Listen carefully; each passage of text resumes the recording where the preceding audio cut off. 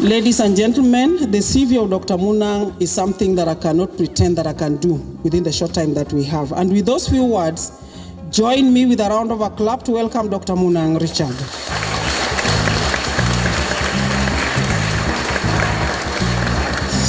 Welcome. Thank you very much, the DVC for Academic Affairs, for that generous introduction. I was quite moved. To the DVC for Planning, Finance and Administration, and to the chair of this occasion, the chair of the greening of the university, and to the entire university fraternity, community leaders present here today, to country director of NEMA, the chair of the council chair for academic committee, everybody, all protocols observed. It's actually a great honor for me to be here today, and I was just discussing with the DVC for Academic Affairs in her office that Karatina University brought me to Nyeri, and I'm quite very excited to be in this beautiful university, the greenest university I've ever seen in my entire life. So clap for yourself. I say this visit here is quite memorable, and I say it is memorable because we are at a time in the history of the entire world left with only 10 years to implement what is called the Sustainable Development Goals. These 10 years to implement the Sustainable Development Goals is to ensure that no one is left behind, that no child goes to bed hungry. It is to ensure that no youth suffers for lack of employment, no youth suffers from poverty. These 10 years to implement the Sustainable Development Goals is to ensure that no mother is unable to feed her daughter, to feed her child. It is to ensure that no parent is unable to send his or her child to school, and more importantly, to ensure that development occurs at the expense of the environment. So my coming here today, and especially the words of scriptures that were read, that having wisdom and knowledge is worth more than gold and silver. I believe that knowledge is power. And actually the motto of your university, which is quite very moving, the motto of your university, as you can see, that inspiring innovation and leadership. I couldn't have gone to any place except to come here, because I know that if you can inspire people, you can also inspire transformation in the continent, especially under this changing climate. Distinguished colleagues, ladies and gentlemen, you will hear me use African proverbs because I also believe that in the continent, not only abundance in natural and mineral resources, you also have abundance in proverbs, because as you will hear Chinua Achebe once say that proverbs are the palm oil with which words are eaten. And because we have abundance, I will use a lot of them. And I will start with this African proverb, which goes that not everyone who chased the zebra caught it, but he who caught it chased it. Come again? Not everyone who caught the zebra, not everyone who chased the zebra caught it, but he who caught it chased it. So if you don't chase the zebra, you will not catch it. So, but if you caught the zebra, it means that you actually chased it. What this means is, it sums up my message to you today, that as we start the year, as we get into the decade of action, the decade of action is quite very simple. You must take all the chances. You must take all the chances. And I say, so why? You will ask why? Because if you close your eyes to facts, you will learn through accidents. The changing climate is no longer an abstract issue. As we're speaking today, in the continent, we have 257 million African citizens who go to bed with their stomach aching of hunger.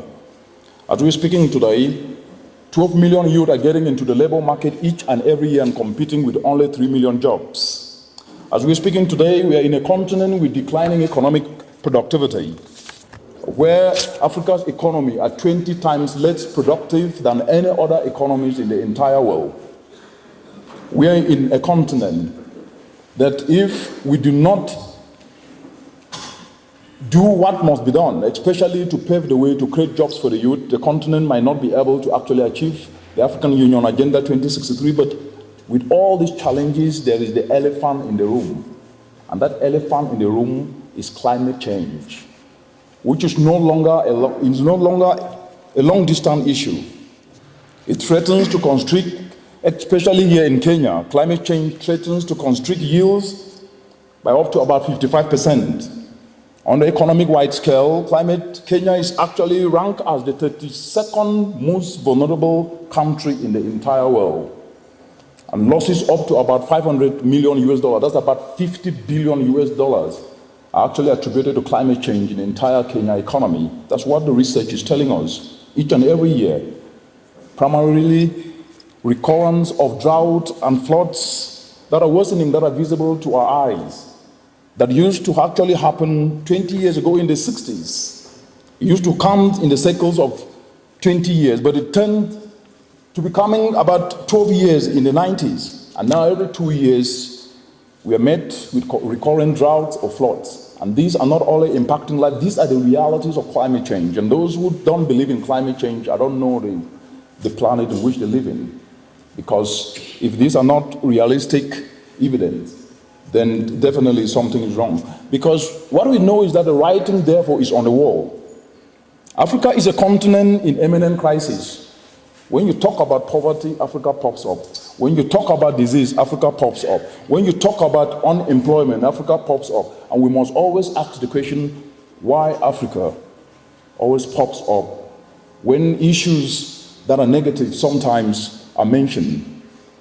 Africa cannot be a continent that is synonymous to problems.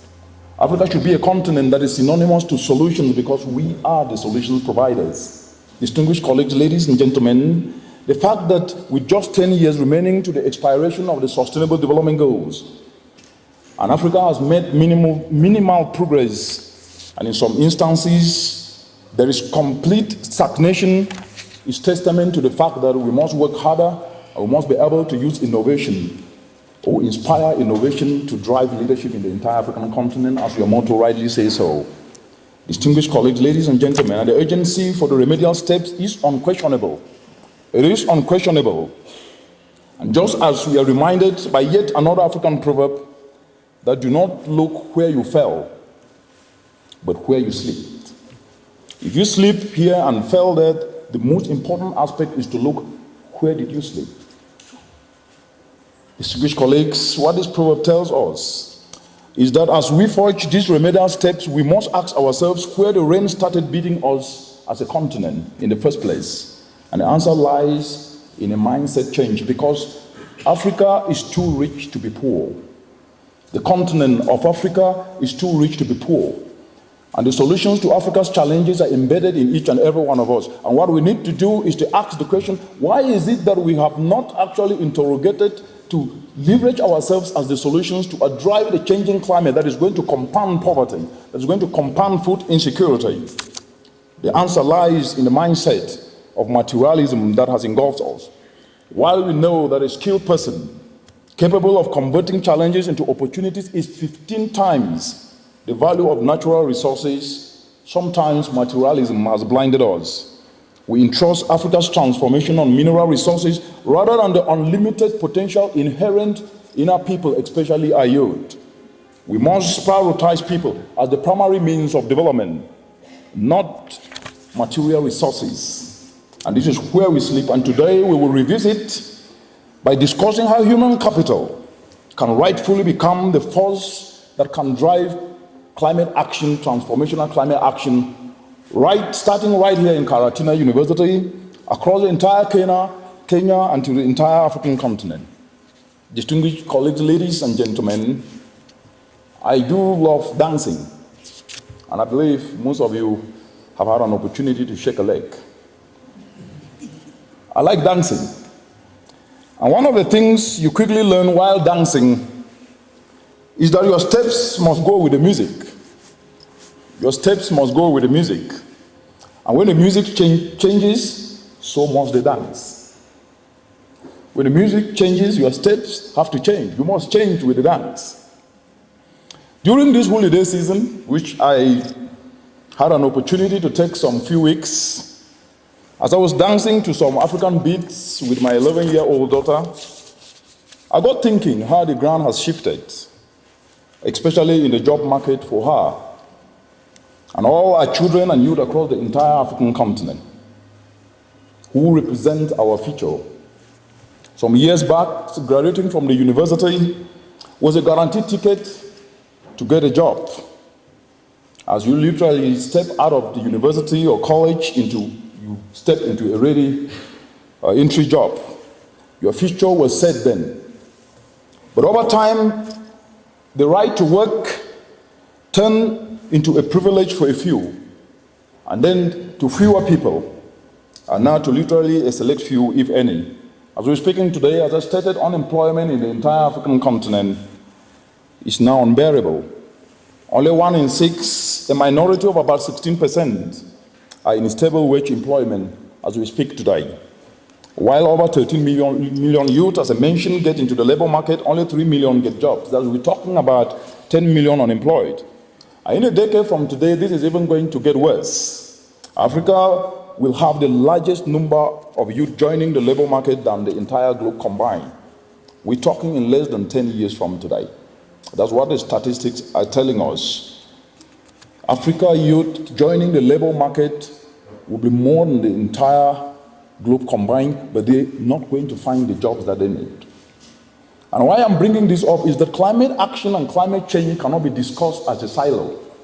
It must be discussed within the mainstream of Africa's transformational development, and more so within the mainstream on how we can leverage on the opportunities that climate change presents to ensure that we can put more money in pockets, create more jobs for the youth, and ensure that we can also inspire the youth to become the solution providers for climate action, without necessarily having to wait for others elsewhere to do so.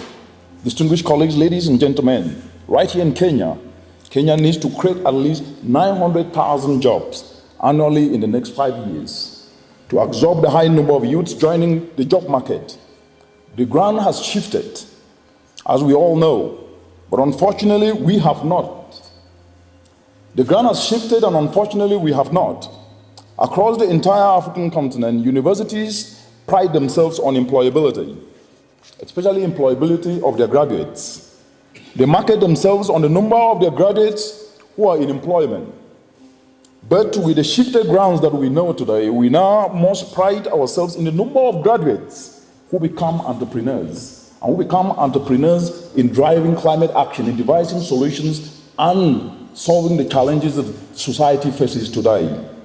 Distinguished colleagues, ladies and gentlemen, I'm talking of job creators, which is what we need, not job hunters.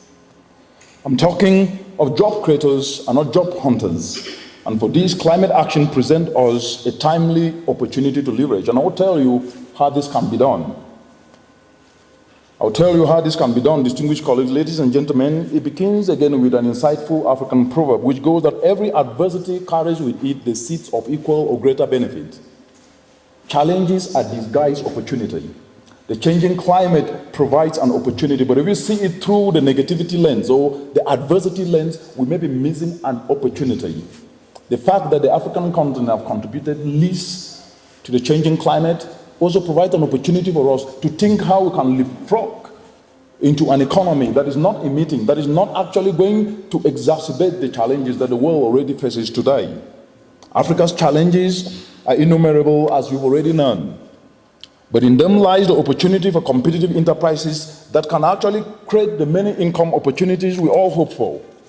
An innovative approach to climate action offers us a potential pivot where, firstly, in areas that not only secure climate and environmental compliance, but accelerate the realization of socio-economic priorities, like food security, like competitive economies, and more incomes in more pockets. And the second aspect in how climate change can be leveraged as an opportunity is leveraging Africa's areas of competitive strength, because I've always said this: you cannot compete from your position of weakness. You must compete from your position of strength, and Africa's competitive strength is what it's got in abundance: high youth. The skills and the vibrancy of Africa's youth, of which you represent here today, because youthfulness is not necessarily about age. Youthfulness is ideas. And I've always said that a 90-year-old who have ideas is youth. It's a youth. And a 15 years old who doesn't have ideas or have terrible ideas is not a youth. That's my definition.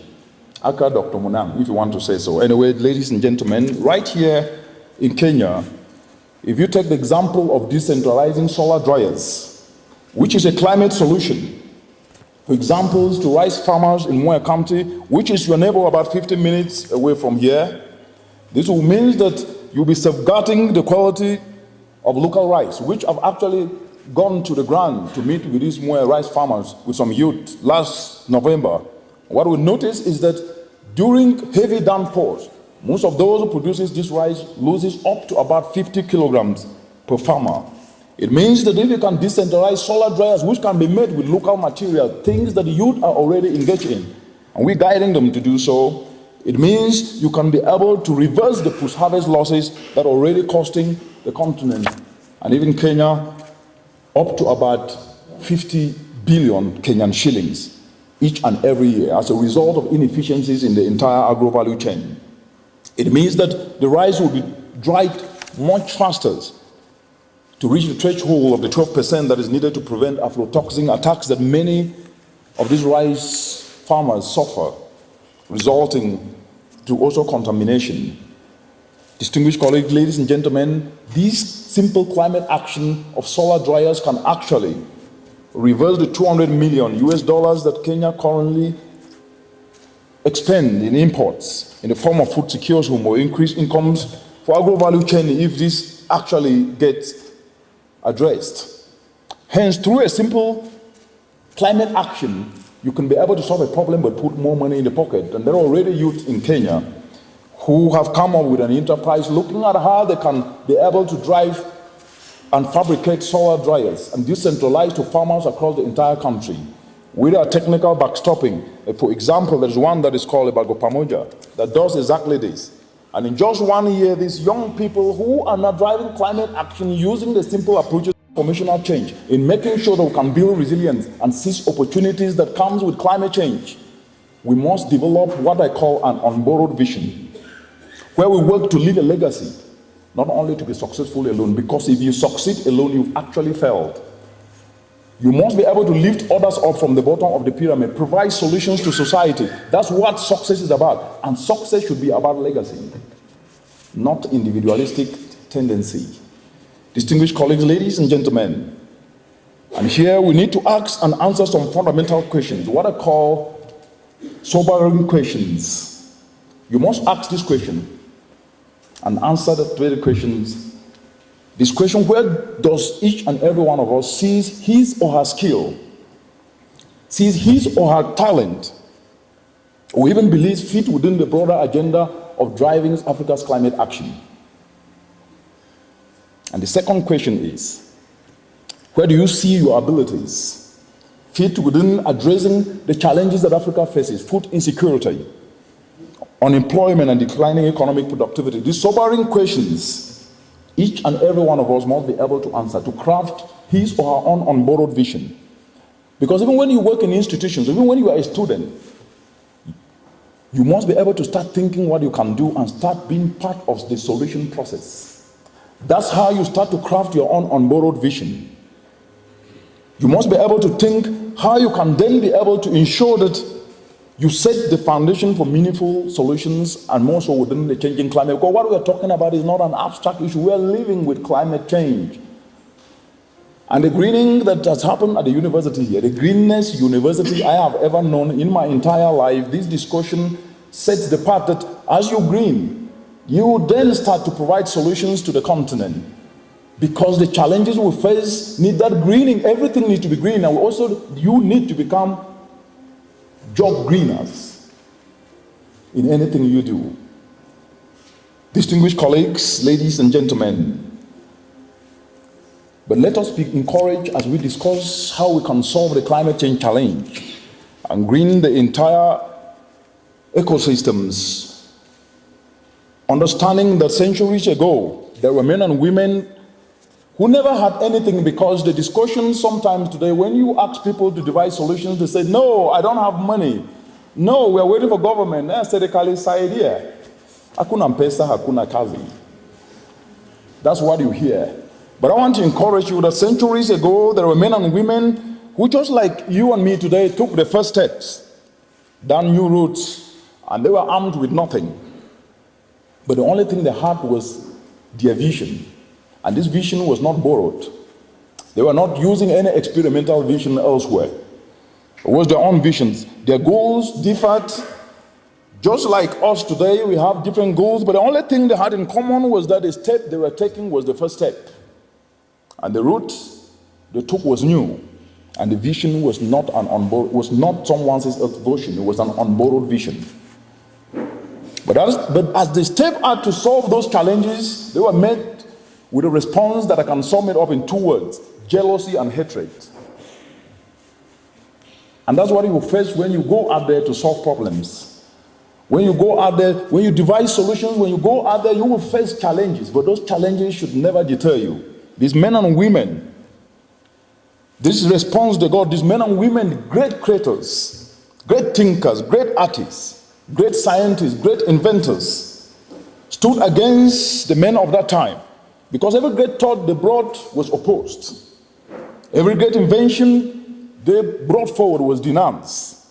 The airplane was considered impossible. Anesthesia was considered sinful. But these men and women went ahead to do what they thought was right, because the intent was not about themselves. The intent was to solve societal problems and address the challenges that communities were facing, regardless of where those communities were. They fought and they suffered, and they paid the price of hatred and jealousy. But despite this hatred, they endured and became victorious because they stood for what was right, using what they had to drive a vision that was not about them, but that was about the community, country, continent, and even the entire world. And this is the spirit of dedication. It is the spirit of determination. It is the spirit of collectivism and not individualism. It is the spirit of kindness. It is the spirit of selflessness and not selfishness. And this is summed up in what I call innovative volunteerism, that we can come together and leverage on our skills and talents to be able to solve societal challenges under climate change. That we can combine our efforts as institutions, as individuals, to common vision to drive transformational change. And as we do so, we should know that anything that we're doing is to make a difference in people's lives, not only about ourselves. If your solution is not touching as many lives, then definitely it's not a solution. Because climate change solutions should build resilience. If you decentralize a solar dryer to a community, you will be helping mothers dry their cassava or dry the rice or dry the skumawiki or their vegetables. That will then prolong the lifespan, that they can be able to sell it when the prices are either high and this is not going to get spoiled. That's a solution that is touching lives. And in any solution that doesn't touch lives, then that is not a solution. Meaning that we must change from personal benefit to problem solving and promulgate solutions. And as we do so, I will leave you with 5 takeaways that sums up how we can leverage on climate action and become those transformational change agents. And the first one is economic fundamentals. Our mom and boggers in villages do not necessarily care what climate change is about. When I say don't care, they don't care the terminologies we use. When you talk about climate change, what matters? They want to go to bed with their sons and daughters fed. They want to have a roof on their own head. They want to ensure that as they're sick, they can be able to get medical attention. Those are the fundamental challenges that matters to people in communities. And if anything we do doesn't align to address those challenges that the Wananchis and the Mamambogas in the communities faces, then we are failed. And therefore, the fundamentals matters. Fundamentals like the urgent need to feed people. Fundamentals to create incomes and to create jobs for our youth. And therefore, the message is quite very clear that our climate action must be geared towards addressing socio-economic challenges. If we miss that, we will never be able to build climate resilience in the continent. If I give an example, if you take Hurricane Katrina that happens in the United States, very few people lose their lives, apart from destruction of property. When you take Cyclone Idai that hit Mozambique, Malawi, and Zimbabwe, over 1,000 people lose their lives, in addition to destruction of property. The difference is that the resilience of those in the West are built and they can be able to move away from even where these challenges are happening, but in the continent because of low economic opportunities, what I call economic vulnerability. Disproportionate economic vulnerability actually exposes more people to climate hazards. And unless we build resilience by empowering people economically, we miss the point. And that takes me to my second point. I said this before, Africa is not an island. Sometimes I hear the discussion about Africa as if Africa is an island. We live in a global and interconnected global space. And that then means that we must be competitive. That's my second point. We must become competitive. The fact that I am from Cameroon, you're from Kenya, and someone is from Zambia or Togo, it doesn't really matter. If you are not competitive, you'll be left out as the world progresses ahead. So what am I saying? We must ask how Africa can accelerate her economic growth under climate change in this area of global competitiveness. As I earlier noted, Africa's economies remain 20 times less productive than competitors in the global economy, the global space. As we're speaking today, manufacturing, which is the source of economic growth and prosperity, has stagnated at 10% in the entire African continent since the 1970s. This means that the region must prioritize pathways that offers the shortest route to global competitiveness. And for this, one of my African proverbs, which I like so much, summarizes that a man does not wander far from where he or she is roasting his or her corn. You eat corn, I eat the corn as well. When you are roasting it, you stay around there. You don't go away to come back. And if you are going away, you don't go far because it can be taken away. What does this mean? Africa must leverage on what it's got in abundance. You can only compete from a position of strength. If you look across the continent under this changing climate, we need to prioritize sectors that will hold a comparative advantage and leverage on them as the foundation of value-added enterprises. And also speaking today, if you look outside the sun, 365 days of sunshine in a continent that still have 620 million citizens energy impoverished, paradoxical. But a simple solar dryer that taps the sun can help a mother dries her vegetable. A solar panel can be able to power a building. These solutions do exist, and the question should be, why are we not tapping into the abundant sunshine to power Africa's economy? The jury is out, and I'm glad I'm in the Greenness University in the entire world that will showcase to the entire world, not only the African continent, that yes, it is possible. Yes, it is. Distinguished colleagues, ladies and gentlemen, the continent has 65% of uncultivated arable land and adequate manpower where majority of the population is engaged in the agricultural value chains. This combination of factors is a winner in accelerating income creating opportunities. And now let me tell you this. Tourism alone will not be able to create the needed jobs, 900,000 jobs annually in the next 5 years, not only in Kenya, but the entire African continent. Services will not do that. ICT alone will not do that. The only thing that will happen is the entire agro value chain that is worth $1 trillion US, adding value to what we produce, processing, transportation and connections to market. Those are entrepreneurial opportunities in which you can tap in, but do so in a green way. Solar dryers to add value, gas processing, transportation that is using fuel-efficient cars, and developing means like information communication technology applications that I see each and every day in Kenya.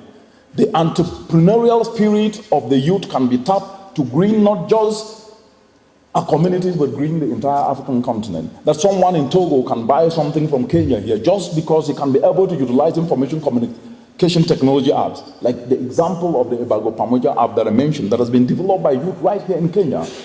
Distinguished colleagues, if I give this example, which I've used so many times, and I always like to use this to put things in perspective.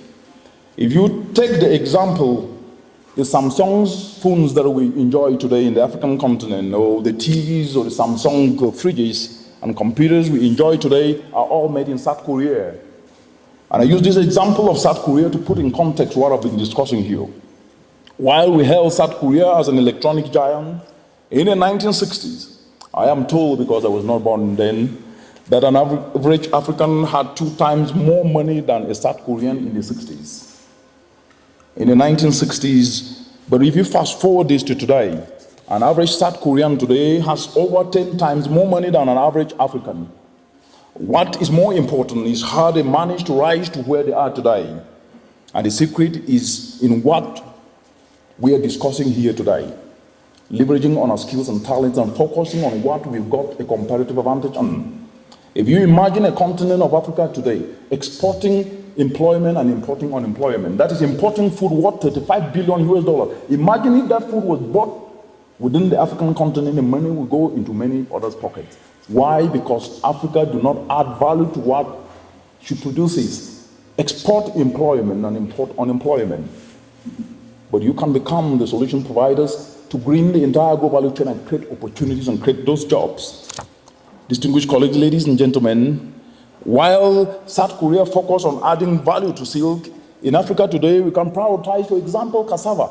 Cassava, I call it Africa's gold, because it can be processed into over 300 products. Cassava is a climate resilient crop. It can grow during droughts and even when there are floods. It do not consume and take up a lot of water. But this is a crop that has been abandoned in the African continent. And the question is, why? Why? We produce what we don't eat and eat what we don't produce.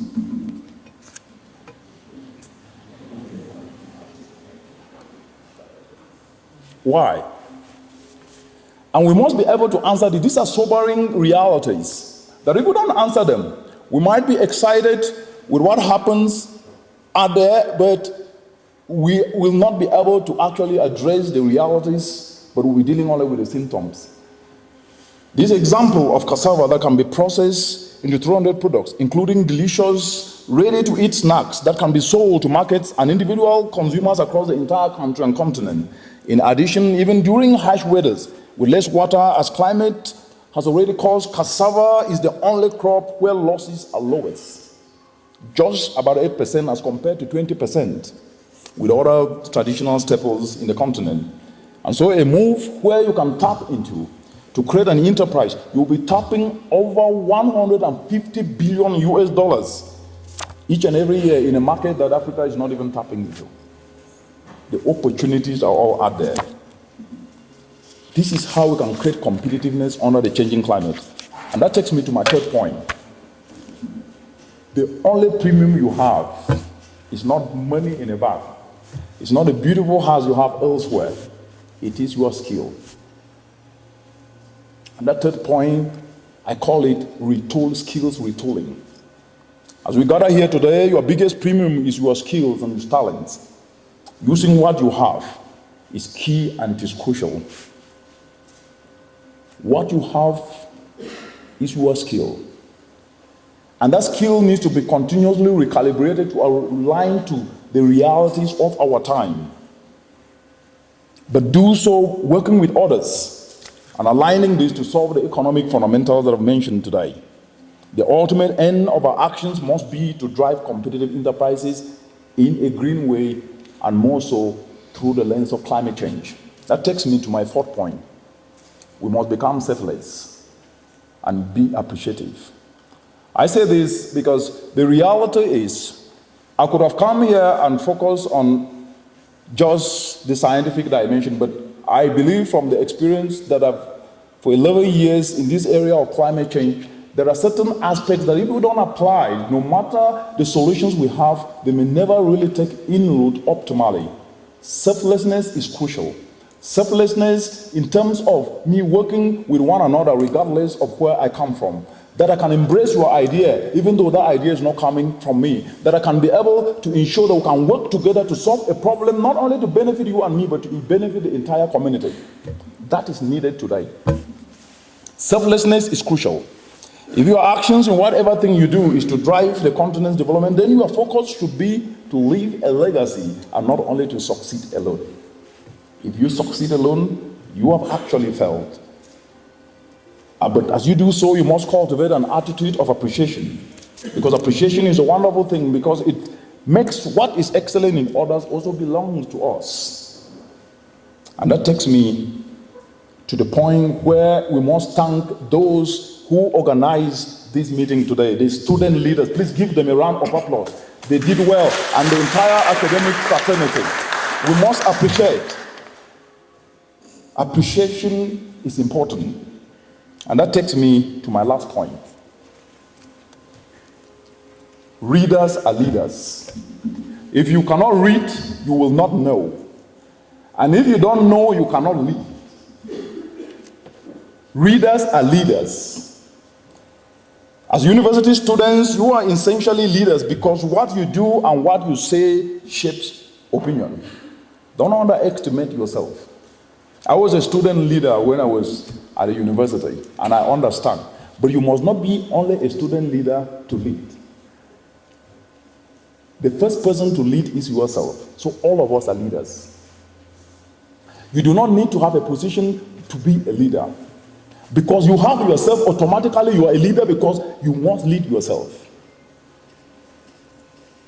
Distinguished colleagues, ladies and gentlemen, but as I said, you cannot purport to lead if you have no grasp of the issues. You therefore must read and understand the fundamentals of Africa's development under the changing climate, to have the grasp of the issues.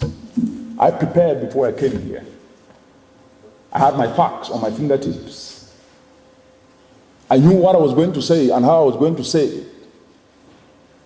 You must be prepared and have a grasp of your issues. Distinguished colleagues, ladies and gentlemen, with such knowledge, you will be better placed to analyze issues in the right context and adequately empower the public for action, especially climate action. The foundation for turning Africa from a continent that has sometimes been christened the bedrock of extreme climate vulnerability to economic competitiveness is leveraging on climate action as a driver of enterprise action. And for us to do so, we must know the context. And the drivers of such enterprises are you and me. We must take responsibility to lead this paradigm.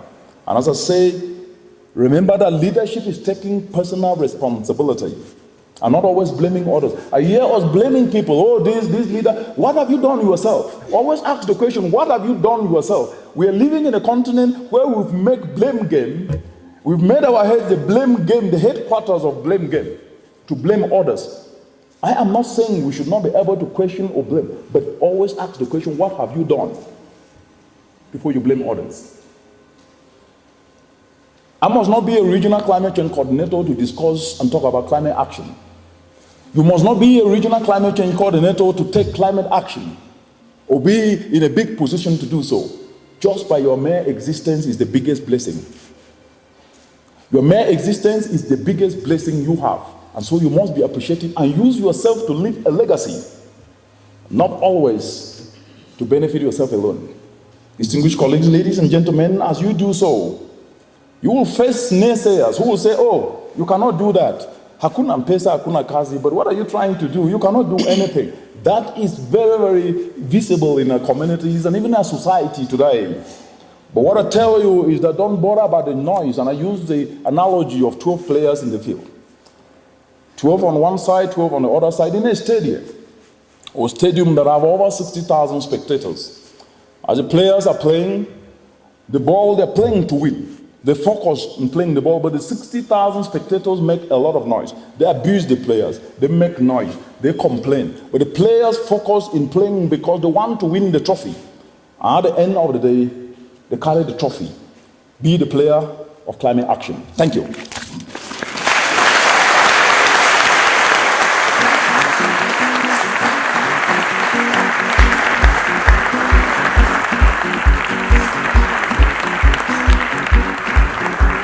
There's everything else that we didn't get from Dr. MUNANG. We have gotten one thing. Be the player of the climate action. Don't blame the leaders. Don't blame anybody. What are you doing yourself? Ladies and gentlemen, join me in giving Dr. MUNANG another round of applause.